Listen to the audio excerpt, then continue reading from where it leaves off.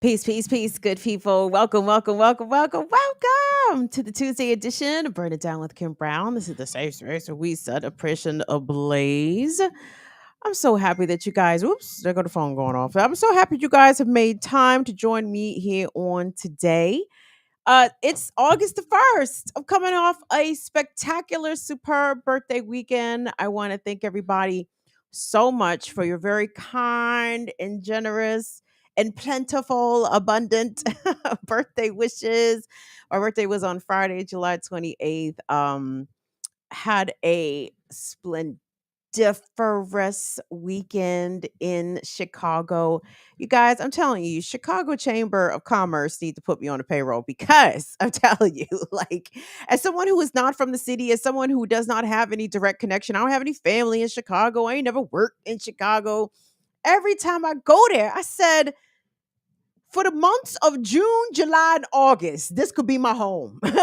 Like, I could absolutely, totally live in that city. It has got just fantastic, big city energy. And I was prepared. Listen, I had prepared myself in advance because, when you leave your region, whatever, as Black folks, let me speak for myself here, as a Black person who has, wandered around different parts of this country, mm, everybody can vary, but the whites can especially vary, right? I know what to expect from my people. Okay. I know what to expect from Midwestern Black folks. Midwestern Black folks will speak to you. They'll, ask you how you're doing, what you need, whatever. Don't even have to know you, whatever. It's when I go different places around the country, I'm always wary. I'm like, what kind of white folks am I going to encounter? God damn it. I was ready to come back and complain about the whites. I don't have anything bad to say about the whites. the Chicago whites, the ones that I encountered, to be clear, everybody was so friendly. And again, the Midwestern friendly is a different friendly. It's different from the South, the Southern hospitality, but everybody was just so wonderful and pleasant. And the first night that we arrived, the weather, it was my first time experiencing one of those big supercell, big Chicago thunderstorms that could produce tornadoes. I think it did produce some tornadoes out in the suburbs, but when that thunder and lightning came cracking down around them big skyscrapers and ginormous buildings, that shit definitely hit different. That shit was definitely not a typical DMV thunderstorm. That shit hit different. But then after that, the weather cleared out. It was gorgeous temperatures. And of course, Sunday night, I went and saw Incubus. Ah! And they were brilliant. Of course, they never disappoint. They were always amazing. So big up to Incubus, even though I know none of them niggas watch my show. But let me shout out to the band. What's up, Brandon? What's up, Mike? What's up, Chris? DJ Kilmore? What's up, Jose Pasillas? The baddest motherfucker on the drums. And big up to the sister. The sister. Well, she not a black sister, but a woman. They recruited the bassist from Panic at the Disco because their original bassist, well, let me their usual bassist from Incubus, Ben Kinney, is still recovering from brain tumor surgery. So they recruited the chick from Panic at the Disco to slap her the bass. And Shawty was slapping the bass. I was very happy and pleased with the performance. Had front row dog. It was nuts. The shit was crazy. Wait till we talk about it on our disability support chat, which is not this Saturday, but next Saturday. Abby, Anna, Lorraine, wait till I tell you guys what my accessibility seats wrought me. because we talked about this at the last disability support chat. I was a little reluctant and probably misguidedly so about going for the accessible seating, right? Because I'm not a wheelchair user. I don't have those kinds of mobility issues. So in a certain way, I kind of felt a little bit of way. Like, am I taking a seat from a wheelchair user? And Abby said, dummy, you are disabled. You may not be a wheelchair user, but you are disabled. Those seats are for you also. So it was my first time doing the accessibility seating, and Jesus, I am so glad that I did that, because guess who had the banging seats? I did. Me. And it was split. It was blunt. It was a wonderful time. So anyway, I just want to thank everybody. Thank you guys so much for wishing me a happy birthday. And if you wanted to extend a birthday present for the Leo during Leo season, I will accept it in the form of you participating in our summer fundraiser. We fundraise 3 times a year, everybody. Only 3 times a year. Now we beg the rest of the times, but officially, we fundraise thrice yearly. And this is one of those times around my birthday, around Leo season. This is when your opportunity to give us some material support presents itself. So if you want to yun, you can yun us some money, you can run us some money. Yun or run. We accept all forms of yunning and running. At BIDWKB on Venmo, on Cash App, on the PayPal, at the Patreon, patreon.com/BIDWKB. I appreciate anything that you run through YouTube, just so we're clear. just so you know. YouTube is taking a pimp cut off the break, so just keep that in mind. We are grateful and appreciative of anything that we receive, but just a notation, just a notation. So yeah, support our summer fundraiser. I don't know, Will. Should we run this joint another week? Cause I bullshit. I took my birthday off because I am black. What you want from me? You want me to show up to work on my birthday? What kind of chicanery is this? So yeah, we might run this joint for another week because to be honest, we didn't do very well last week. We did not do very well last week. So we might extend this for another week. So if you have any spare coinage, consider running it to the channel at BIDWKB. We certainly appreciate it. Okie dokie. Big up to our folks. Who's touching in here? What's up, Tony? I see Frosty Frost in the building. I see Latif in the building. I see CB in the building. Is that Shotzi? What's up, Shotzi? What's going on? Peace 40J Blaze. Good to see you in here. Thank you so much. Anna Hart in the building. Shout out to Mama Lorraine. I'm very glad to see you guys here. Thank you so much. So I'm going to get right into the show because I just have a couple things that I just want to say about the situation. Of course, the breaking news coming out of Washington today is that Donald Trump oh, Donald Trump is trying to go down as one of the most gangsterous of presidents. And to be clear, we've had lots of gangster presidents. George Washington was a gangster president. Thomas Jefferson was a gangster president. Andrew Jackson was a gangster president. Nixon, gangster. Reagan, gangster. Trump is trying to be gangster in a different way. Trump is trying to gangster the democracy out of this country. And I got to say, guys, I think I'm here for this. I hate that such a buffoon of a tyrant, a racist, misogynist, sexual predator like Donald Trump is somehow gendering, I hate to even admit this, a tiny bit of fandom. I'm rooting for Trump to bring this bitch down. We may not have to burn down shit. Trump Trump and his supporters might do that shit for us. Now the problem is, of course, that once Trump and his supporters are successful in commandeering the country, because January 6th, that was just a trial run. That was just the practice sesh. Once they are successful at actually commandeering all the power, um, we have to be prepared because they're gonna be on some purge shit, okay? Like, because after they win, after they defeat Biden and the liberals, all you hippie communist Negroes, N-word lovers, oh, you're next. Please don't think that you ain't, cause you are. So be sure that you are, strapped and ready for war and ready for that, because they come in the purge. But in the interim, I'm here for the shits. So a new set of charges came out of Washington today, fucking Tuesday, um, adding to the laundry list of already long charges that Trump has. And truthfully, there's no point in enumerating these shits because does it even fucking matter? If Trump is looking at 2 charges, if he's looking at 20, doesn't matter. Does it fucking matter? Now, the thing that I wanted to take away from these recent batch of indictments, again, that I don't really care about because yeah, Trump did all that shit. Did Trump try to subvert the election? Did he try to impede a federal proceeding? So, with this, validating the vote? Yep, he did all that shit, all of it.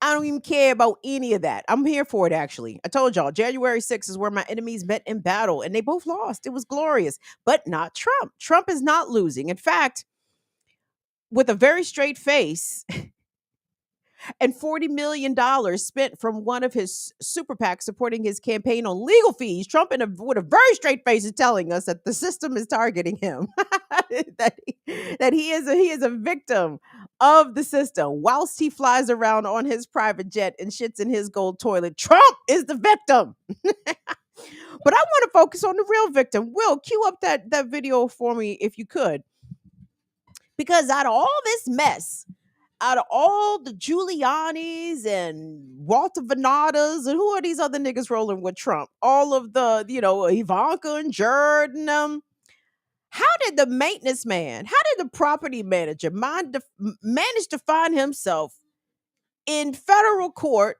facing some big boy charges? Sorry to be patriarchal, but big people charges, big people charges. And the property manager, Carlos De Oliveira, while he was released on bond, I believe $100,000 bond, Carlos don't have no legal representation. and this is what the point that I want to get into. But first, if you're not familiar, and Jesus, if you aren't familiar, please don't feel bad, because this is all some shit. This is all for our entertainment, right? Well, let me rephrase. This is for my entertainment, because I'm here for the intra-class warfare. I'm here for the federal government targeting a former president who happens to be a real estate mogul, who happens to be one of the biggest grifters of our time, who happens to be a capitalistic parasite. Donald Trump is amazing in all of these terrible ways. So I'm glad to see him as sort of the focal point of what's wrong with America or what's right with America, depending on your perspective. But here's what's wrong with being a company man or woman, or a company non-binary, gender non-conforming employee. It does not pay to be a company man. We call a company man gender non-specific. So let's get into what occurred a few days ago with Mar-a-Lago property manager Carlos De Oliveira.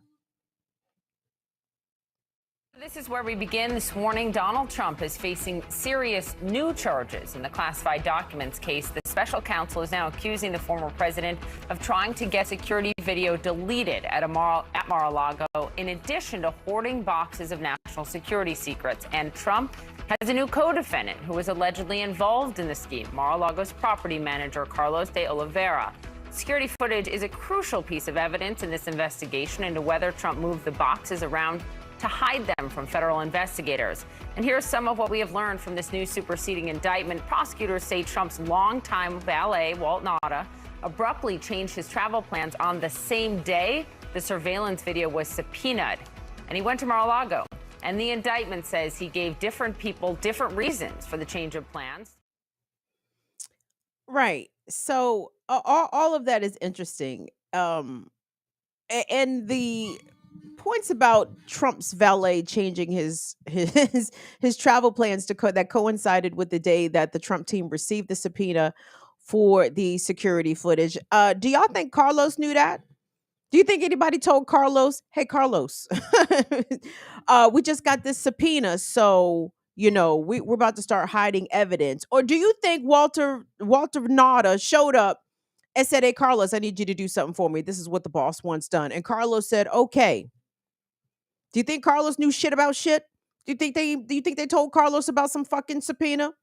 I doubt it. I doubt it. Now, let me preface this for what I'm about to say with a couple of things. So I don't know anything about Carlos De Oliveira. I don't know whether or not I don't know whether or not Carlos is an immigrant. I don't know if Carlos was born here.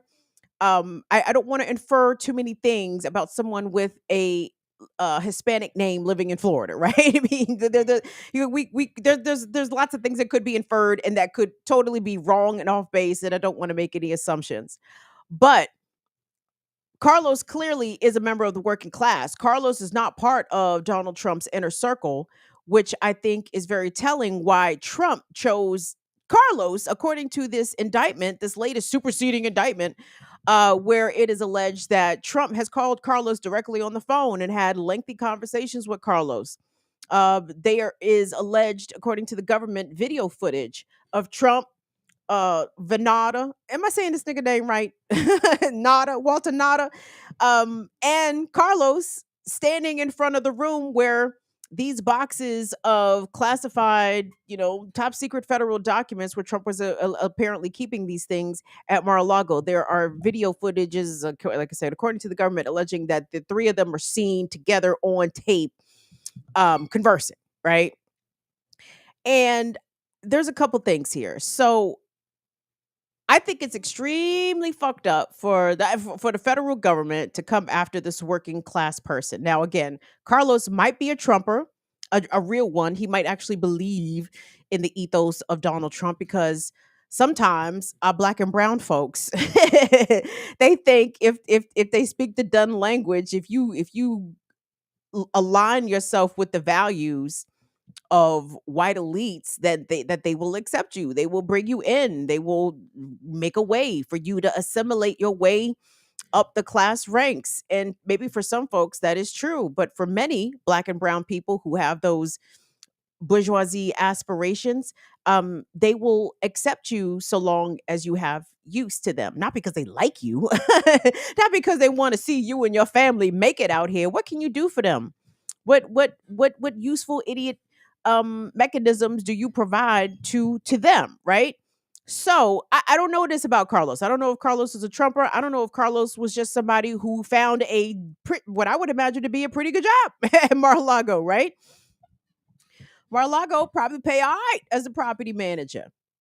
But the problem is, and this is a lesson I think for all working class people, like, you cannot ingratiate yourself with the bosses. You can't. There's a certain resignation of your values as a person when you ascend from employee up into the management class, and then as you go, if you go on to the owner class or whatever, because your job is there to exploit the bottom line, to make sure that the company, the entity, or yourself is profitable. You make money. You, as the manager, you please the owner. As the owner, you exploit the most out of your workers to fluff up, make sure that bottom line is nice and robust, and that those profits is looking real good, so you can get on your yacht and shit. But look at Carlos' dumbass. Now here, Carlos, looking at federal charges. Trump super PACs has spent $40 million on legal fees. And Carlos could not even enter a plea into federal court because he didn't have legal representation. He was not able to find a lawyer to stand with him in court. I would imagine because he didn't have the fucking money. And look at that. He's out here doing dirty work for billionaire Donald Trump, trying to coerce allegedly trying to coerce other Mar-a-Lago employees to delete evidence. Now, to the extent that Carlos knew it was evidence, I don't fucking know. I would imagine he didn't. Maybe I'm being too generous here with Carlos. Maybe am I being too nice here with Carlos? I had sympathy and empathy for him, and felt anger towards Trump for using him, and anger towards the government for clearly trying to force the most vulnerable person out of this whole motley crew of of dickheads and all of this Trump foolery. Clearly, De Oliveira is the most vulnerable person. He is the lone true working class person out of this lot. So clearly the government is threatening him, obviously threatening his freedom, probably threatening him with a big fine, I would imagine, if Carlos is found guilty of the charges of which he is accused. Probably comes with some jail and a bit of a fine that Carlos may not be able to afford. His family may not be able to afford. So clearly, they charged him in order to flip him. Now, maybe Carlos had advanced knowledge of this subpoena. But if you're not a lawyer or if you're not someone who's well versed in the legal system, you guys, the majority of the people in your life, and this is not, I'm not just saying nothing about your folks, because I'm saying with my folks, go ask somebody what a subpoena is. Like, ask them to define it. And they're gonna be like, it's gonna be a bunch of ums for about 60 seconds. It's gonna be 60 seconds worth of ums. Because the average person is not familiar with the American legal justice system. They just aren't. And I feel that this is the same way about this man. And I could be all the way wrong. Carlos could have been a very present an active member of this conspiracy. But I don't think so. I don't think that. And let it be a lesson to all of us, okay? Bootlicking will only get you so far, because as soon as your usefulness has expired, the upper crust, the managers, the owners, they will discard you. They will leave you out to fend for yourself. They won't even give you a good recommendation. They won't even recommend you for a good another job. I need to know more about Carlos. I need to know about more about Mr. De La Oliveira. I need to know his age. I need to know his marital status. I need to know how long he worked at Mar-a-Lago. I need to know what he was making at Mar-a-Lago. I need to know the extent of his duties. I am also in confusion why Trump is reaching out to the Mar-a-Lago property manager. Where was Ivanka? Like, I don't. There's not a buffer of niggas between Trump and the property manager. Like, there's not. There's not a chain of command. And I mean, not to say, I mean, shit, Trump may be more of an egalitarian boss than we know. Shit, he got his property manager's number on speed down. Okay, maybe I can appreciate that about Trump as a boss. But not as a criminal, nigga. If you're trying to do some dirt, you need some buffers. You need to put several people between you and the property manager. If you out here giving green light orders to do some illegal shit, it need not be coming directly from you or your immediate right hand man. You need to go tell you need to go tell Baron, to tell the pool boy, to go tell the other youngin on the mower, to go tell, and then get to Carlos. So it went through several people, right? Trump apparently is bad at this criminal shit. But the funny thing is, it's not going to even fucking matter. It's not going to matter, because in spite of today's most recent batch of federal indictments, which goes along with last week's superseding indictment, and then the shit he was dealing with in Miami, and then the state shit in New York, you guys, we're going to have a president governing from jail. It's going to be amazing. 2024. That's it. You guys start packing, you get your water supplies. I'm not kidding. Like, 2024 is going to be a madness. Now, how that is going to trickle down and what that's going to look like for the rest of us, I'm not exactly sure. But I think we need to be preparing and studying ourselves for some like madness that we still have yet to see. As mad as 2020 was, as mad as 2016 was, I don't think any of those years are going to have shit on 2024 when it comes to the so-called rule of law in this country. Okay. I can't wait. I can't wait. But hey, it does not pay to be a company man. So don't do that shit. Do not ingratiate yourself to the bosses. Do not bootlick. Do not ass kiss. Unless that's the life that you want to lead. And I can't see why anybody would want to lead that life, because you may get to a certain level of salary and status. And yeah, you can call yourself living soft life, but god damn, you got the taste of Donald Trump's and those of his ilk, his anus. Don't you? Who? I mean, well, some of y'all do like to taste the anus, but that's, I mean, and that's not a judgment. But I'm just saying, I'm talking about as it I don't care for it, but I mean, as it portends. You understand? I'm talking about philosophically here. So, all right, I'm gonna be quiet. I'm sorry. I've done it said enough. I'm so sorry. Don't pay me. Don't pay me no attention. Don't pay me no attention. Let me take a quick break. Thank everybody. What's up, Silberg? I see you in here. Peace, Vesper X. I see you in here. Um, hey, big up to the Black Power Media Remix Morning Show crew. I watched the morning show this morning. It was informative and entertaining as ever. Thank you so much to everybody who was on it this morning. Jacqueline, shout out to Lucretia, shout out to Ricky Ryan, shout out to Kamal, shout out to the ear doctor, of course. If you missed this morning's Remix Morning Show, go back and watch it, especially if you want to get the skinny on what's happening in Niger. There was a coup in Niger. Nigga said enough. Enough of this shit. France, how do you say? Allons-y. Get out. Allons-y là-bas. Anyway, so I was so glad that they went over that, that among many other topics. So thank you all so much. Tune into the Remix Morning Show, please, and thank you. What is this, Anna? What you say here, baby girl? Oh, wonderful. Oh, the channel's one of a kind. That's so kind. Thank you.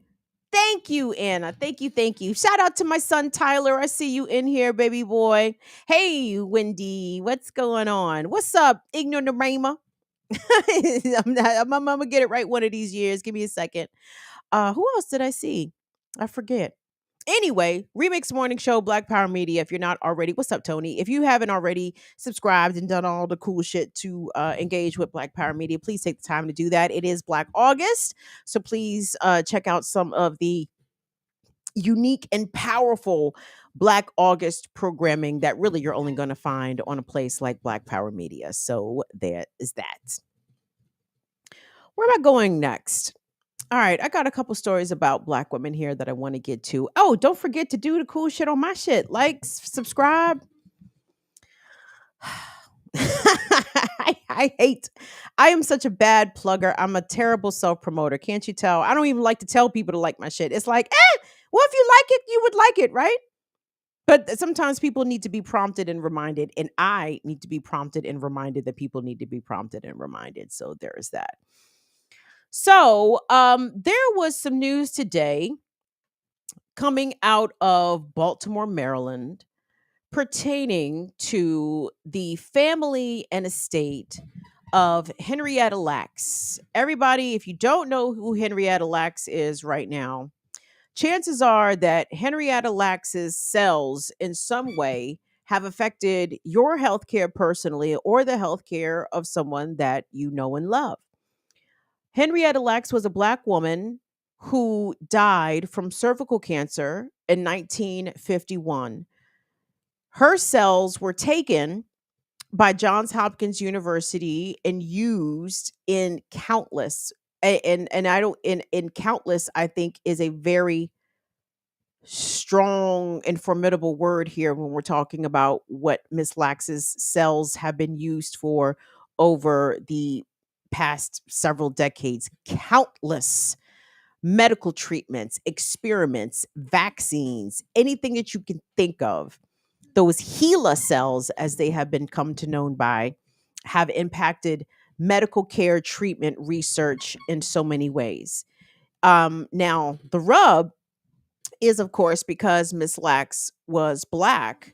Her cells were taken without her consent, without the consent of her family, and the Lax family has never been compensated.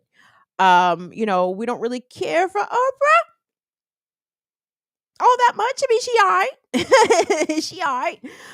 She need to redistribute some of them billions, but Oprah be anyway, regardless. Oprah made a movie that came out in 2017 in HBO. Is called The Immortal Henrietta Lacks. And Oprah played one of Henrietta Lacks's daughters, who was obviously trying to get recompense for her mother's cells in the ways that they have been used by medical companies, pharmaceutical companies, hospitals, etc., research hospitals. And she said they have not received a dime. So there's some news today on that. Well, throw something up. I don't even know what I have. I had an eyelash in my eye. It was doing battle with me, but it is not doing battle anymore. So last year, 2021. No, not last year. So last year was 2022. 2021. Henrietta Lacks's family was represented by attorney Ben Crump. Ben Crump brought a suit against Thermo Fisher Technologies, which is a medical science, biotech, whatever the fuck, alleging that they were using Miss Lax's cells for profit without compensating her family, and that the cells were being used without permission. So Ben Crump announced today that the family has reached a settlement with Thermo Fisher. The terms of the settlement were not disclosed, and I don't like that. Don't like that. Not that I'm pocket watching or trying to count up these people's money.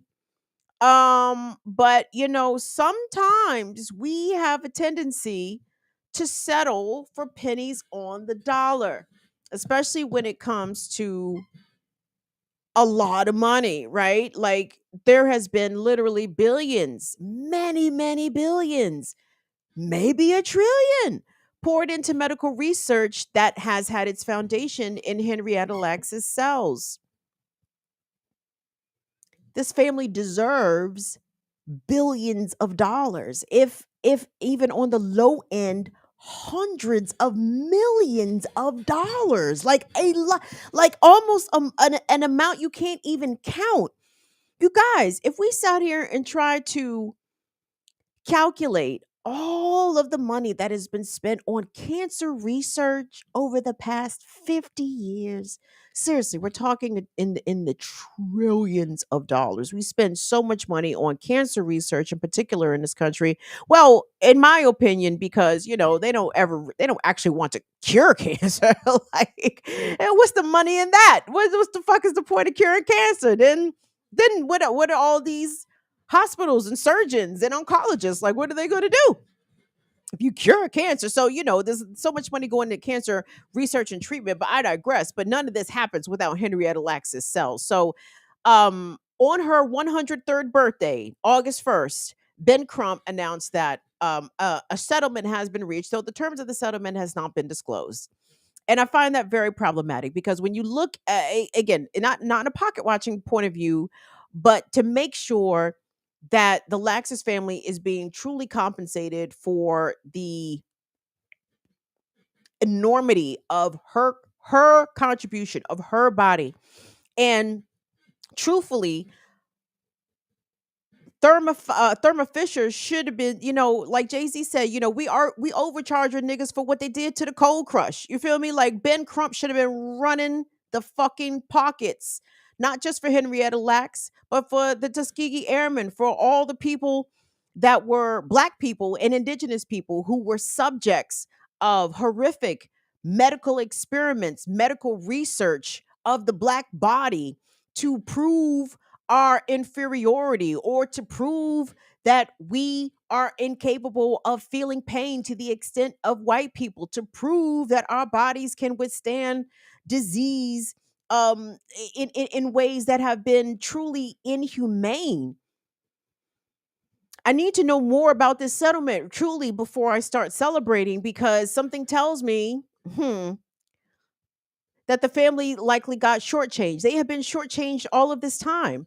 The daughter of Henrietta Lacks, portrayed by Oprah Winfrey in the 2017 movie, she passed.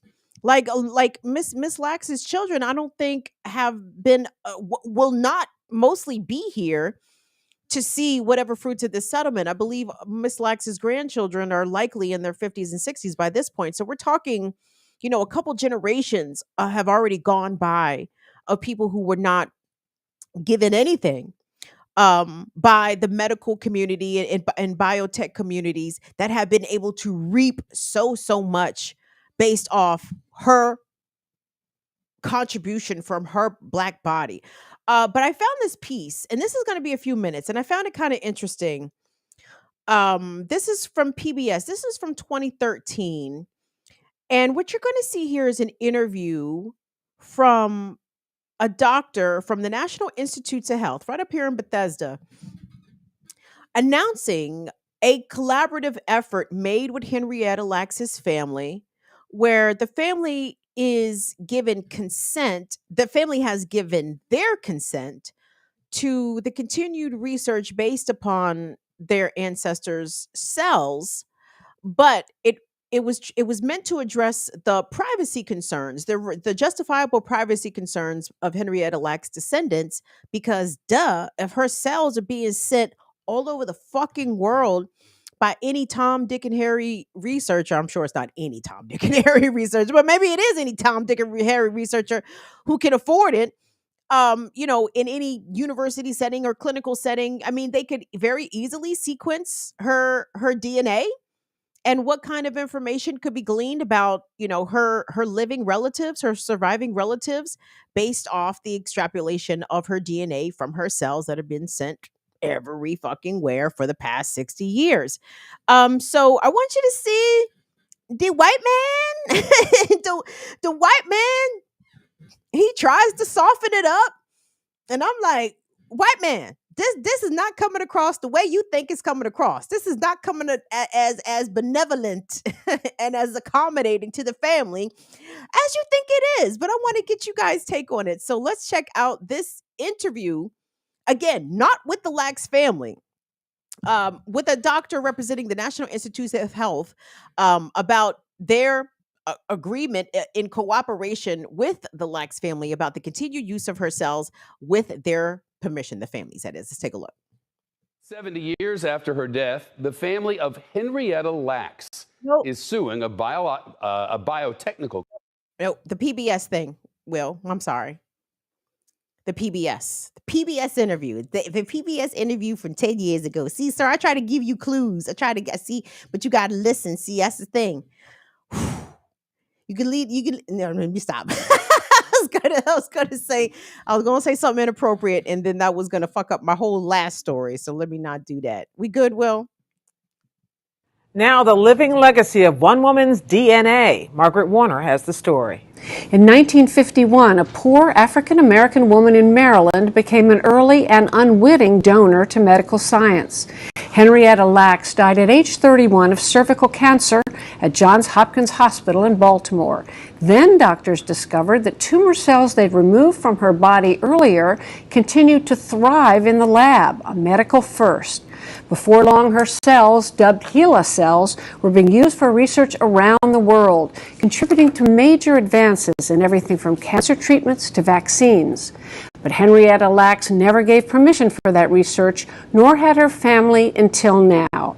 In an agreement announced yesterday with the National Institutes of Health, which grants the family a limited say over some of the research. Dr. Francis Collins is the director of the NIH and spearheaded the talks with the family. And Dr. Collins, welcome back. It's nice to be here. Now, Henrietta Lacks's cells, as we know, are the most widely used cells for research in the world today. Her family's never had a say in this. Why did NIH decide to seek its buy-in now? Well, what happened now this year is different. HeLa cells, yes, have been all over the world, used in almost every laboratory studying human biology, including my own. But now what we have had happen is to read out the complete DNA instruction book, the genome of HeLa cells, laying out all kinds of details about why those cells grow so rapidly, but also revealing something about Henrietta's original DNA instruction book, which of course has implications for the family and her blood relatives. Raised concerns, rightly so, that this information being freely available on the internet might be placing them at risk for people learning things about their medical risks for the future that they would like to keep private. And so this agreement you negotiated with the family, what does it grant them? What does it give them? Well, over 3 long meetings in the evening in Baltimore with the family, and I give them a huge amount of credit for rallying together and dealing with some pretty complicated scientific facts. Ultimately, they are very much in favor of research going forward. They are wonderfully positive about the legacy of Henrietta for all of the things it's done for medicine. They don't want that to stop, but they did want to have some say over who had access to this DNA information because of its implications for them. And so we set up a plan where any researcher who would like to have that complete DNA information can put in a rather quick and brief application explaining what they want to do, agreeing that they will not pass the data on to other people, that they will report as to what they have found, and that they won't try to contact the family members directly.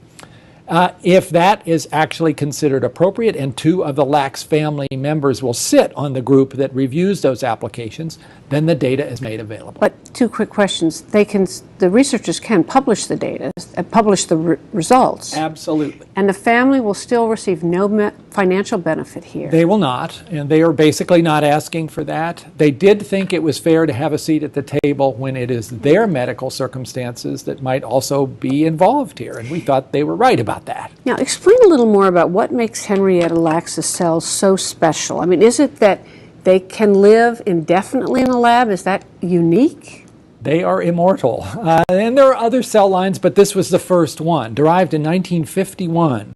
After many failed efforts to get human cells to grow in a Petri dish, these cells, HeLa cells, grew and grew and grew and got sent to laboratories all over the world. My own lab works on these cells as well. But now if you take sequencing the genome, genetic research, aren't there living people now who are having their genome sequenced? Why couldn't you just use why couldn't researchers use their? Well, HeLa cells, because they're cancer cells, have been used also to learn a lot about cancer. But a cancer cell has a lot of things that are driving it to grow when it's not supposed to. And to be able to interpret all those decades of experiments on HeLa cells, it really helps to know what the DNA sequence was. So her cells still remain unique even for this fairly new field. They do indeed. And all the people who will be working on these cells going forward are going to benefit by knowing a bit more than we've known before about what's driving these cells to keep growing and growing and growing. Turns out these cells have a copy of the human papilloma virus inserted in the most vulnerable place you could imagine on chromosome 8, activating a particular cancer gene. This is now probably why we know at last why these cells grow so rapidly. They took that woman's cells in 1951, guys, and these decades later, Miss Lax's cells are still unfuckwittable out this jump. And that interview was from 10 years ago. And the fact that that white man was so happy, in my opinion, to announce that the family understands they're not going to get any compensation for it. Sir, how many tens of millions of dollars does your National Institutes of Health Research Laboratory in Bethesda? How much did they receive in annual funding?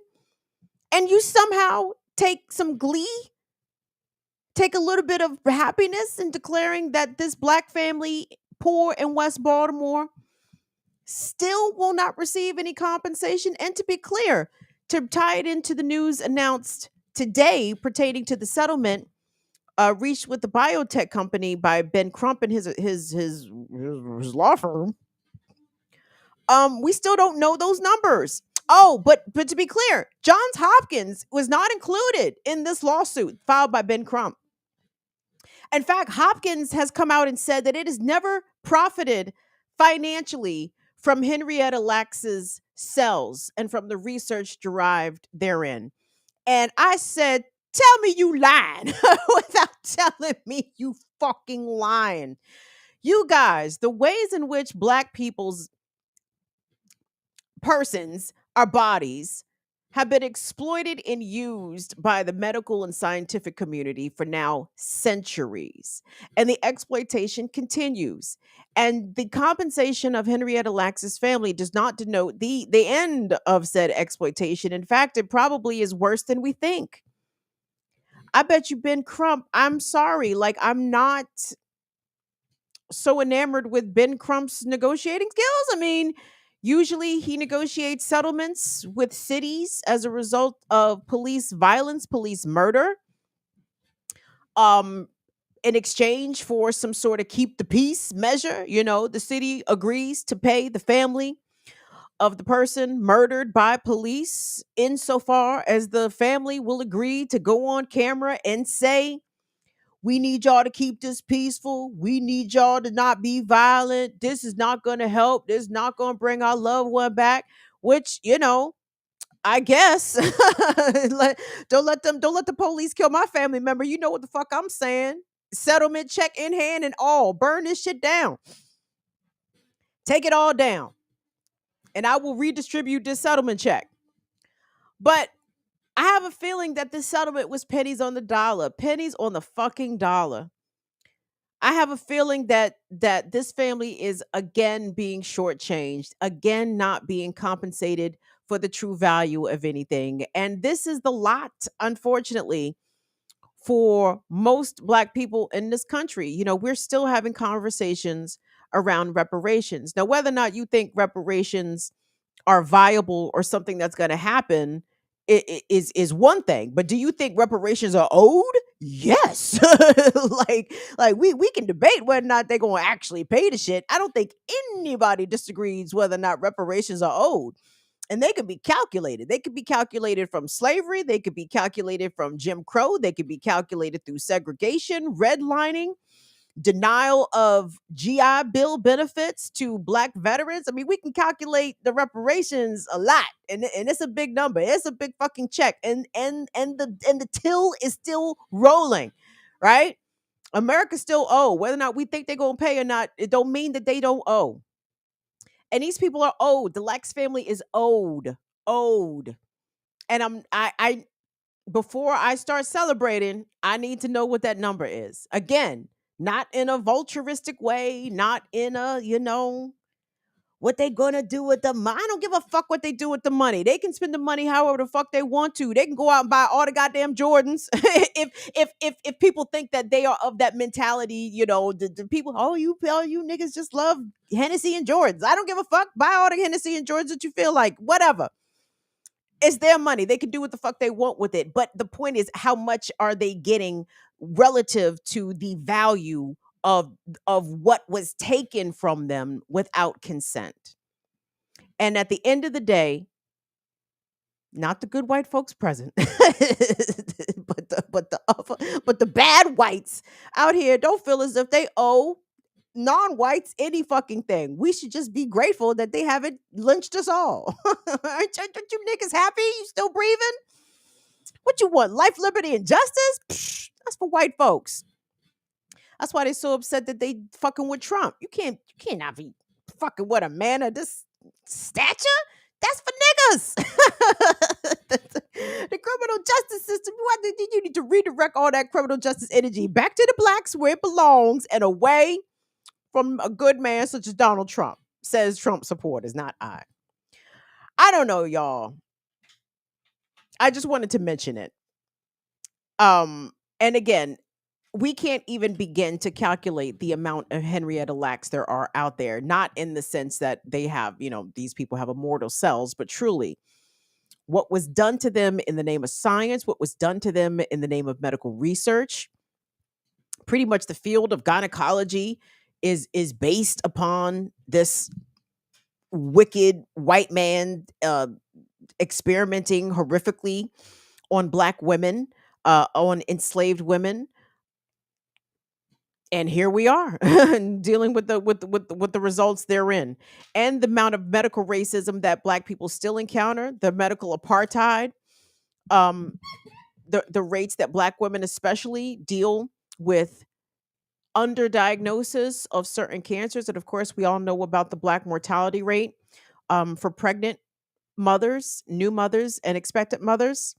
The medical system is not to be trusted. The medical system is still deeply racist against us in particular. And we need to be as mindful and protective as we can over our healthcare information. Now, the rules about consent and disclosure about personal healthcare info are clearly much different now than they were in 1951. But that still doesn't mean that some foolery won't still be ran against Black folks. So I always tell y'all, just be on your P's and Q's and shit. But look at this Henrietta Lacks thing with a little bit of skepticism, because first of all, this should be the first of many settlements. If Ben Crump is of any count, I hope that he will be also suing Johns Hopkins. He will also be suing big pharma and biotech companies that have used these HeLa cells without compensation to the Lacks family. I don't see how this begins and ends with one company or even one research institution or even one research university. Like, I think it should be pretty easy to tell what treatments and medical breakthroughs were derived from use of the HeLa cells and what spawned new medications, whatever, and how and what was the profit margins on them shits. Like, these people are owed so much money. If we were to compensate them fairly, it would be in the billions of dollars. I don't see how it couldn't be. And if Ben Crump got these people anything less than $100 million, like if they settled for $5 million or $50 million, that's a penance. It needs to be hundreds of millions of dollars minimum. Take a break, because this next story is a doozy. Let me take a break. If you thought this was a doozy. I'm not even sure to what to make of this next story. Hold on, give me a second. Everybody, do us a favor, please and thank you. Oh, there's Bagheera. You guys, Bagheera came to Chicago. She rode there and back, 12 hours there and back. She did it. This dog, almost 15 years old. She got so many compliments. People were asking, oh, how old is she? And tell them how old she is. And they're like, wow. And it's funny. So Bagheera's a bit of a performance artist. So yeah, she's old and shit. But sometimes she does that. She just be panting. She be putting on, right? I know this dog. I know what time it is. So she be putting on sometimes. So, but she also doesn't walk very far. So pretty much the walk from the room to the elevator to the lobby to outside, that's usually about Bagheera's max steps in a day. Right. And then she had to walk back up, right? So on the elevator, she's on the leash and she's panting. But as soon as the conversation turns towards her, she stops panting. Why does she stop panting? So she can hear. So she can hear what is being said about her, right? This dog is not stupid. She understands plenty of English. She just doesn't speak it, but she understands. That's me in Spanish. I understand all the fucking Spanish. Can't speak it over all that great.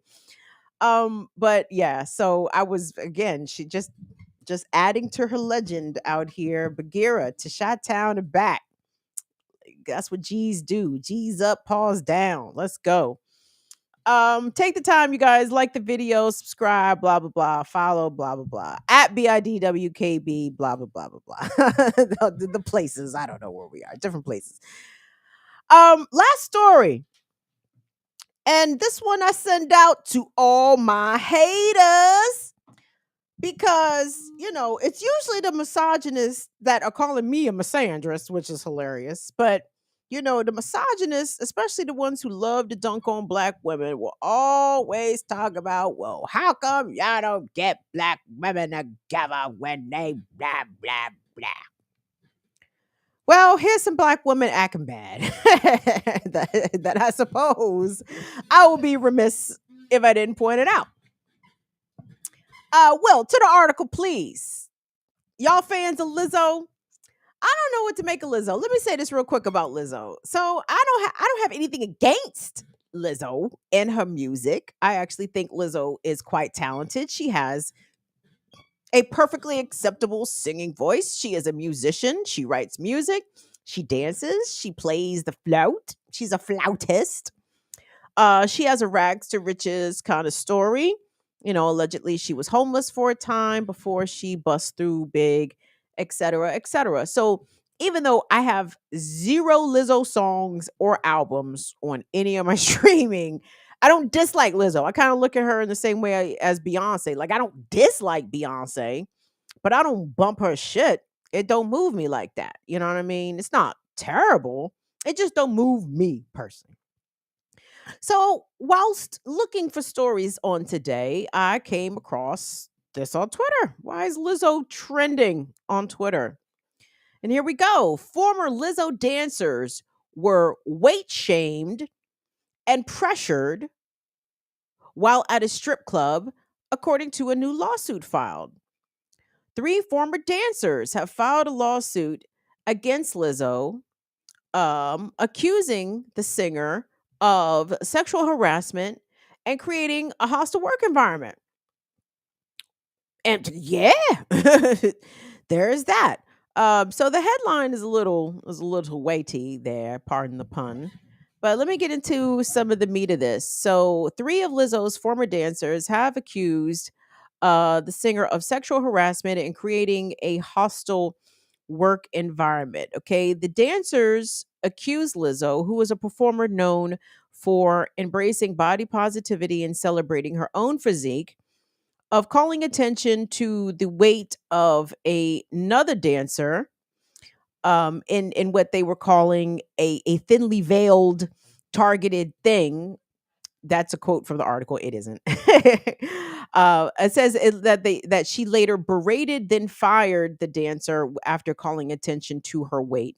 The suit was filed in the Los Angeles Superior Courtroom, and it was provided to NBC News by the law firm representing the dancers. So, what is being alleged here is a couple of things. Now, of course, this being NBC News or really any news outlet, they buried the meaty shit all the way at the bottom. Um, so let me start with the meat here. So, one of the dancers, by the name of Miss Davis. Hold on, let me situate myself here. So here's I think let's start with the most egregious allegations, and then I'll get to what I consider somewhat less egregious. So, the harassment claim, sexual harassment claim. So the racial harassment claim linked to what was described as comments charged with racial. Oh wait, did I get to this part? With racial and fat phobic animus that were made by some of the touring company employees. And that is also, let me say this too. This is some of the other allegations being made. All of these allegations are not being levied all against Lizzo. They include members of her management team, one of the dance captains, and the plaintiffs allege that they believe that Lizzo should have known, if she did not know about all of this harassment, that she should have known about at least some of it. So, at a stop in Amsterdam, at a club appearance after the Lizzo show in Amsterdam in the Netherlands, Lizzo and several of her dancers went to a strip club, and Lizzo is accused of pressuring some of her dancers to touch some of the performers on stage, touch the bare breasts of some of the performers on stage. In fact, one of the dancers, Miss Davis, was cajoled by Lizzo and some of the entourage with chance to touch this performer. After Miss Davis declined several times to touch the performer, she eventually gave in, and she says under duress she uncomfortably touched this strip dancer on stage, touched her bits, and that Lizzo and her group just started busting out laughing, just making her feel really bad. They also allege that some of the strippers at this Amsterdam club had like bananas hanging out of their vaginas. Jesus, this sounds like a wild time. Had bananas hanging out of their vaginas. And Lizzo and her entourage were, peer pressuring some of the dancers to, I guess, eat the banana out the vagina. Jesus. I said, this sounds like the Rolling Stones. This sounds like what the fuck was going on. This sounds like the Motley Crue movie I just watched about a month ago. I said, Lizzo was out here wilding like rock stars. Some of the other allegations include, after a South by Southwest performance, one of the dancers by the name of Ms. Rodriguez, was questioned about her commitment to the role after it was realized that perhaps Miss Rodriguez had put on some pounds. It was the comments were described as veiled. I don't think anything was said to her, at least not revealed in this article, that, hey, baby, you've been packing on some pounds. Nobody said all that, but they said it kind of indirectly in a way that Ms. Rodriguez interpreted that it was aimed at her weight, and she later resigned. Two other dancers say that they were berated and questioned.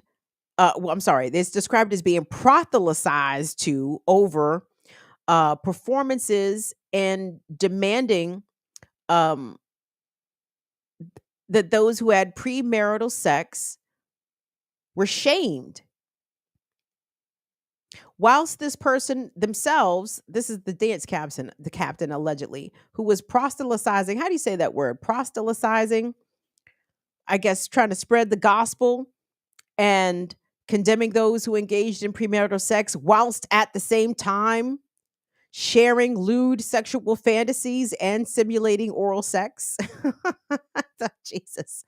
This is what has been alleged by the dancers. They said that Lizzo's dance captain did these things. So I don't think that they have specified any damages. And I'm wondering, um, well, let me put it to you this way. Do I think that some of these things are likely true? Yes, I do. Um, what level of offense do I take to it? Well, we talk about different groups of people here, man. Again, I'm Gen X, and that doesn't make me better, but it does make me tougher. Okay? Like it makes my ability to deal with grossly inappropriate things that much more, maybe easier is not the right word, but I have a greater ability to do it because motherfuckers have been inappropriate pretty much my entire life. Gen X, you know what I'm talking about. Like the shit that we endured as kids, adolescents, teens, young adults is shit that these Gen Zers can't fathom. Like, because you just don't talk to people like that anymore, not usually, or you don't subject people to certain situations because people are somewhat more mindful that, not everybody is going for this. Whatever this is, not everyone's going for it. I can remember very clearly, very early in my radio career, and even not so early in my radio career, where there were situations like, for one, I don't like to be at the club. Like for a lot of reasons, I don't like to be at the club because I don't like to get drunk. I don't like to drink.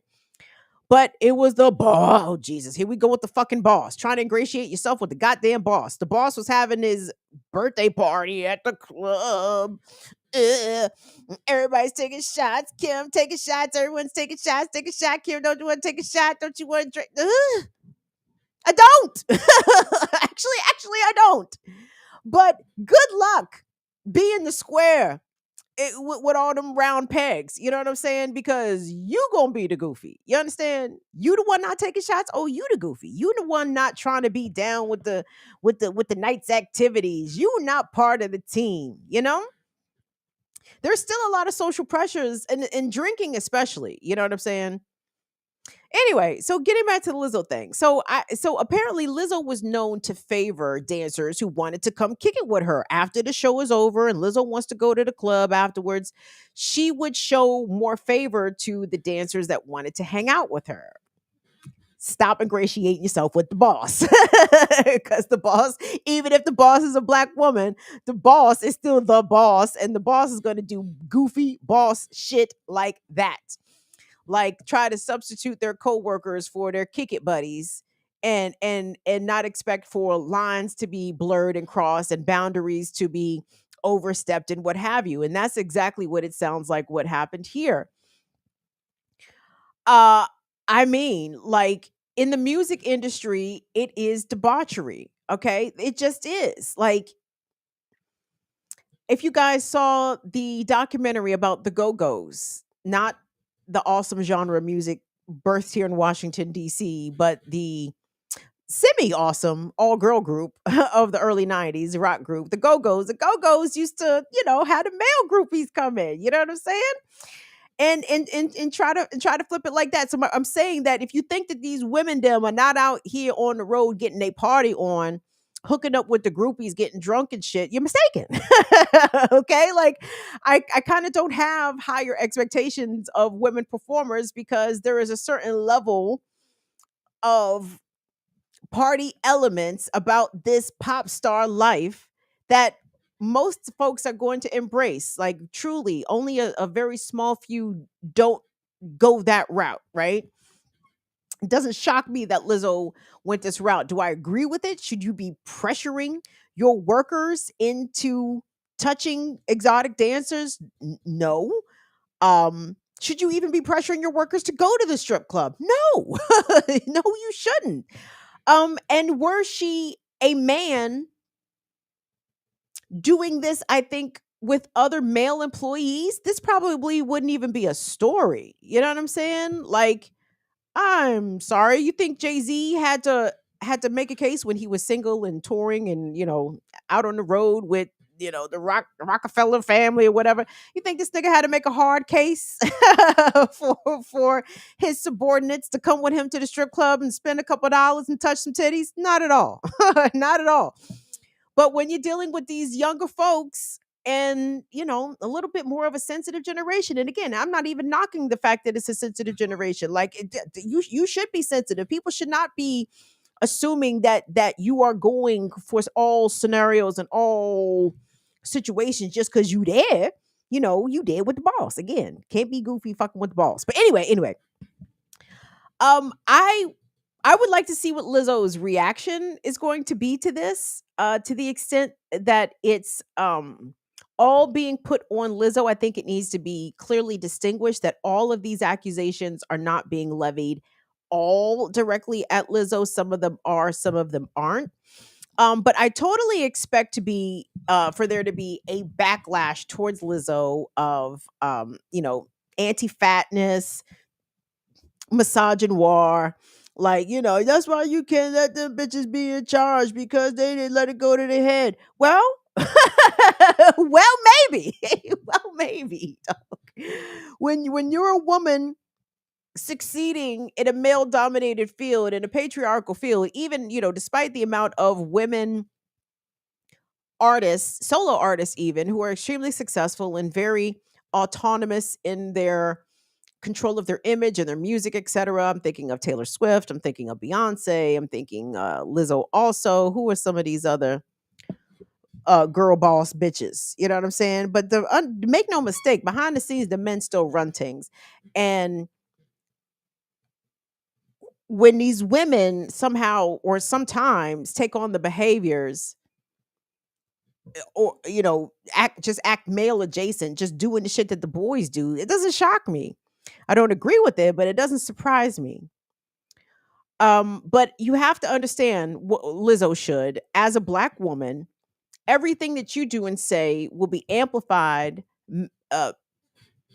magnified, more scrutinized, judged more harshly, be put more under a moralistic lens, because Black women are expected to be perfect out here. Not only are we supposed to fully grasp and understand everyone's problems and to some certain extent be expected to, fix shit, oh, Black women are gonna save us. Oh, Jesus.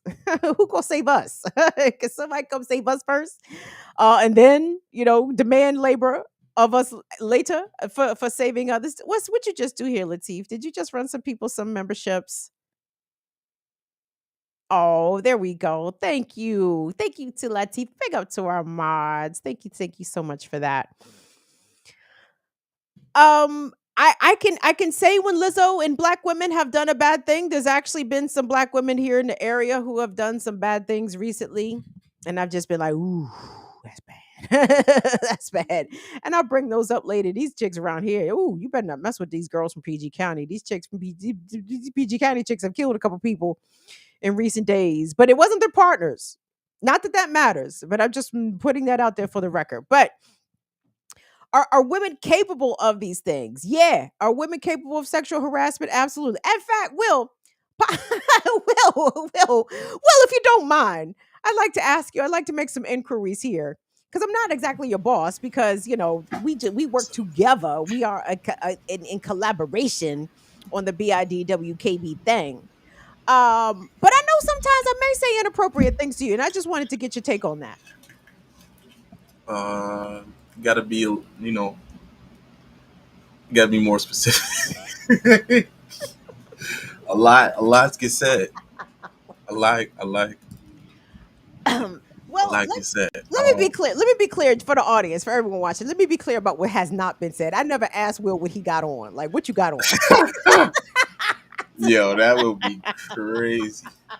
Yo, what you got on? What you got on? What you got on? From remote, though, is even more vicious. Turn your camera on. What you got on? Turn around. Turn your camera on. Put that light on that I got you. Yeah, put that light. Like, yo, what? No, I mean, because let me be clear. Let me be clear, and maybe it's because of sometimes the treatment that I have received. Because I am deeply misguided in thinking that I can ever reverse the patriarchy, right? So even despite the fact that I will say things to men that men have said to me, it doesn't land the same way. The only thing it does is just make the men uncomfortable, which sometimes is a win in itself. You know what I'm saying? So I think I've done that to you. You know what I mean? I think I've just said shit to try to make the man uncomfortable. Like that's like I'm going for uncomfortability. But do you take it that way? Just because I know that you a troll, no, that's no. I'm cool. You had malicious intent. You just got a fucked up sense of humor, like I do too. But it's okay. It's a love and understanding and appreciation. So Because I don't want to make you uncomfortable to the point that you leave. You understand? I just, just, I just enjoy. I mean, because again, I know I like. Listen, all these goofy niggas, and it's not all. Because shout out to the bruvs. I have so many good brothers that support this channel, support this platform. Will is one of them. You know what I'm saying? There's a lot of men that understand where I'm coming from, and specifically where I'm not coming from. But it be some goofy ass motherfuckers out here with intention trying to misunderstand and call me a misandrist and I hate men and all this shit. So I try to flip the shit sometimes. I can never reverse the patriarchy, but I do it to try to make a point. I do it to try to make a point. And sometimes it works, sometimes it doesn't, but I try. But you understand where I'm coming from. But anyway, but Will, what do you think about Lizzo? Now, have you ever been in a situation where you've had an employer try to either coerce you or pressure you into maybe getting drunk or going to the strip club? Have you experienced anything like that? personally, no. Um, I'm always looking for company perks, but no, I'm just like, But I'm still saying, no, but to you, that would be a company. That's what I'm saying. For a lot of no. It folks, just depends on the it's still the circumstance because it could be weird either way. You know what I'm saying? Like again, now we in a different space where it's like, all right, I don't have to go with this. So yes. you always want your autonomy and you want to respect people's autonomy too. So I feel like no, I definitely have people at the job though, like yo, can you give me some space? Like, but you I don't know. That's also too well like you just thug it through, and that's both sides. To me, often too. Like I don't think every dude felt comfortable. You know what I'm saying? It's like yeah, let's all go. It's like everybody don't feel comfortable like that. So, but yeah, Maybe this speaks more about, I guess, the culture of work generally. Because again, I can put myself in these young ladies' shoes, having been pressured by bosses or coworkers to partake, especially in alcohol. Like I don't care to get drunk. I damn sure don't want to get drunk around my fucking coworkers. You know what I'm saying? Like and the boss. God damn, that sounds like a fucking horror show. Like, who wants to do that? But where we came from too. That's the culture. Like that's what real news. Real news and all these places. Like yo, that's what they hang yeah, out and we hang out and but see, I always turn that shit down because what was the bar that they'd always go to? The lawyers yeah, bar yeah. I around the know what you're corner. talking about. Yeah, I forgot the name of it too. What's the y'all know the name of that bar downtown Baltimore, across from City Hall, not that far from City Hall. Anyway, but once I found out they didn't serve food, I said no. I'm not going over there for what? So I could watch y'all drink? I'm not Right. drinking shit. No, but I wasn't saying like the real news was trying to pressure you into drinking, but No, I'm not it's saying that either. Yes, yes. But yeah, yeah, I don't the invites were there. You know what I mean? Like yeah. But that's what people do. Like you said, that speaks to the culture of like work culture. You gotta, like you said, show favoritism. Not to say that they did, but a lot of places do. They who hang out with me, who wanna show me attention, who bring me coffee in the morning, all that other stuff like that. And it don't be about the work. So. and I don't appreciate that. And see, this is why I don't fare well in those kinds of work environments, because I'm not an ass kicker, a kicker. Maybe I'm not an ass kicker. I'm definitely not an ass kisser. I don't like to hang out at the bar. I don't like to drink. I don't like to kick it with the boss. I mean, I'm not a bad worker. God damn it, Will. I show up to work. I do what the fuck I'm supposed to do. I don't want all this extra shit. I come in late, but I show up late. I mean, I stay late Stay too. late too. I stay late too. I will show up late, but I will stay late too. So we good. It's all good. All right. I thank you so much for your contribution generally, but in and more specifically on this topic, because I wanted to make sure. I mean, I don't think I cared if I was making you uncomfortable. I was just curious how uncomfortable I was making you. If I was just making Y'all you a hear that? little uncomfortable. And that's my cue. You guys have a great night, and God bless you all. You know what I'm saying? If I was just making them a Love y'all little too. uncomfortable, then that's Uh-huh. I can deal with that. But if I was making you a lot uncomfortable, then I'd have to change my ways. I'd be willing to make some adjustments to my behavior as well. But if you're just a little uncomfortable, men can be a little fucking uncomfortable. Y'all be all right. Let me say this, and I'm out. I don't agree. If the allegations set forth in this lawsuit are true against Lizzo, I don't agree with that. But let me say, what Lizzo is accused of doing is not that is no different than what regular ass bosses do, particularly those in the music industry. They will comment about your appearance. They will comment about your weight. It is an image driven thing, right? Like that is going to happen. Is it appropriate? No. Should it be happening? Absolutely not. Is it going to happen? Yeah. Yeah. Yeah, it is. Yeah, it is. And it's going to come sometimes from people that you may not expect. A plus size woman like Lizzo, you would think, as much as she embraces her physique, that she would not be the one questioning other people's weight gain. And again, I don't know if the allegations set forth in this lawsuit are 100% true, but if they are, you would be surprised that how many pots are out here calling, the kettles black. It's a mad thing out here. So anyway, I'm gone. Thank you all so much for everything. Please don't forget to support our fundraiser. Well, throw the fundraiser back up. We are doing the fundraiser this week, and I'm probably going to say next week too. And be on the lookout for the announcement of the August abortion fund, which we'll be announcing on Friday. We didn't have it ready for you all today. Oh, peace, infinite content. Thank you so much for showing up. I would love to see y'all. What the fuck else was I gonna say? The fundraiser. Yeah, the fundraiser at BIDWKB, Cash App, Venmo, PayPal, Patreon.com/BIDWKB. You can support the channel for as little as $2 a month. We try to make it pretty affordable. This is Black woman led centered media, and we need your support. So thank you all so much for everything that you do. Yeah, we might extend that fundraiser, my guy. We might run that out another week, see what we come up with. You know what I'm saying? So anyway, don't forget tomorrow morning. Tune into Black Power Media for the Remix Morning Show, 8 a.m. to 10 a.m. Eastern. We've got some interesting shit to talk about with y'all tomorrow. In fact, I will see you guys back here for the Friday edition of Burn It Down with Kim Brown, coming back this Friday. So thank you so much to Will and Molly. Thank you so much to the remix. Oh, well, shit, remixer. Well, y'all are remixers too, but here you are the Fire Fam. So thank you so much to the Fire Fam. What's up, Damien? Hey, Stoner Loner. Thank you, Damien. Shout out to our whole. Hey, what's up, Phil? Phil, thank you. I thanked you, Phil, for your generous support of the channel and for the abortion fund. So thank you so much for that. Vesper, my baby boy, love you guys to pieces.